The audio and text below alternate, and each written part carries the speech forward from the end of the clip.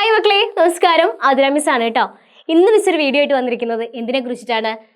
പ്രതികരണക്കുറിപ്പ്. നമ്മുടെ എക്സാമിന് ചോദിക്കുന്ന ഒരു ചോദ്യമാണ് പ്രതികരണക്കുറിപ്പ്.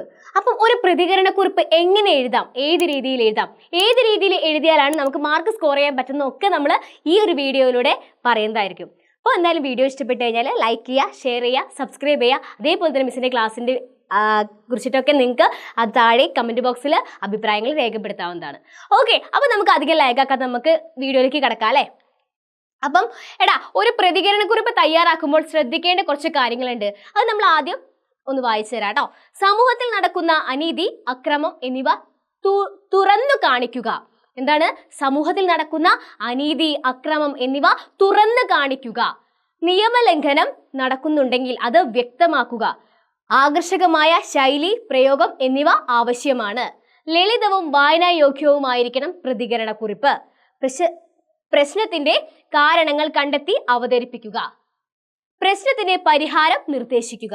ഇതൊക്കെ വെച്ചുകൊണ്ട് നമ്മൾ എഴുതി കഴിഞ്ഞാൽ സെറ്റ് മാർക്ക് വരും കേട്ടോ. ഓക്കെ, അധ്വാനം ആഹ്ലാദകരമായ അനുഭവമാണ് നൽകുന്നതെന്ന് ഈ നാടൻ പാട്ടിലൂടെ മനസ്സിലാക്കാൻ കഴിയും. ഈ അഭിപ്രായത്തോടെ നിങ്ങളുടെ പ്രതികരണം എന്ത് എന്നാണ് ചോദിക്കുന്നത്. നമുക്ക് നോക്കിയാലോ. അധ്വാനത്തിന്റെ മഹത്വമാണ് നാടൻ പാട്ടുകളിലുടനീളം പ്രതിഫലിക്കുന്നത്. വിളഞ്ഞു കിടക്കുന്ന സമൃദ്ധമായ നെൽപ്പാടം കർഷകന് നൽകുന്ന അനുഭൂതി വർണ്ണനാതീതമാണ്. സമൃദ്ധമായ നെൽക്കതിരുകൾ കാണുമ്പോൾ കർഷകന്റെ ആഹ്ലാദത്തിന് അതിരുകളില്ല. നിലമൊരുക്കി വിത്തുപാകി വളമിട്ട് ഉണക്കിയ നെൽവിത്തുകൾ കരുത്തോടെ സമൃദ്ധമായി തളിരണിഞ്ഞ് കതിരുവരുന്നത് കണ്ടപ്പോൾ കർഷകന്റെ മനസ്സ് കുളിർത്തു. അധ്വാനത്തിന്റെ പ്രതിഫലനമാണ് കർഷകന്റെ ആ സന്തോഷം. എന്താണ് ഇപ്പൊ നമ്മളിവിടെ എഴുതിയിരിക്കുന്നത്? പ്രതികരണക്കുറിപ്പാണല്ലേ. അപ്പം ഒരു പ്രതികരണക്കുറിപ്പ് തയ്യാറാക്കുമ്പോൾ ശ്രദ്ധിക്കേണ്ടത് എന്തൊക്കെയാണ് മിസ് പറഞ്ഞത്? സമൂഹത്തിൽ നടക്കുന്ന അനീതി, അക്രമം എന്നിവ തുറന്നു കാണിക്കുക. പിന്നെയോ നിയമലംഘനം നടക്കുന്നുണ്ടെങ്കിൽ അത് വ്യക്തമായിട്ട് അതിൽ ഉൾപ്പെടുത്തിയിരിക്കണം. ആകർഷകമായ ശൈലി ഉണ്ടായിരിക്കണം, പ്രയോഗം എന്നിവ ആവശ്യമാണ്. പിന്നെയോ ലളിതവും വായനായോഗ്യവുമായിരിക്കണം പ്രതികരണക്കുറിപ്പ്. സെറ്റാണല്ലോ. അത് നമ്മൾ ആ ഒരു പ്രതികരണക്കുറിപ്പിലൂടെ മനസ്സിലാക്കിയില്ലേ. വളരെ ലളിതവും വായനായോഗ്യവുമായിരുന്നു. പ്രശ്നത്തിന്റെ കാരണങ്ങൾ കണ്ടെത്തി അവതരിപ്പിക്കുക.